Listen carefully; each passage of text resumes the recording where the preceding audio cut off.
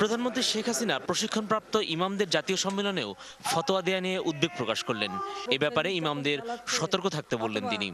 বিভিন্ন ফতোয়া দিয়ে যে দৌড়া দিয়ে মানুষ মেরে ফেলছে, এইগুলি আমার মনে হয় সমাজকে আসলে সত্যি সমাজের জন্য এটা খুব একটা কলঙ্কজনক অধ্যায়। ফতোয়া দেবে কারা দেবে সেটাও নির্দিষ্ট করে দিতে হবে। যে সে যেখানে সেখানে তো দিতে পারে না, সেটা একমাত্র সত্যিকার যারা এই শিক্ষায় শিক্ষিত তারাই দিতে পারে। কাজেই যত্রতত্র দিয়ে আমাদের ধর্মের অপব্যাখ্যা দিয়ে ধর্মের মর্যাদা নষ্ট করা এটা যেন না হয়, এই বিষয়টাও আপনাদের দেখার জন্য আমি অনুরোধ জানাচ্ছি। সন্ত্রাস ও জঙ্গিবাদের বিরুদ্ধে ইমামদের জনমত তৈরি করার আহ্বান জানান প্রধানমন্ত্রী।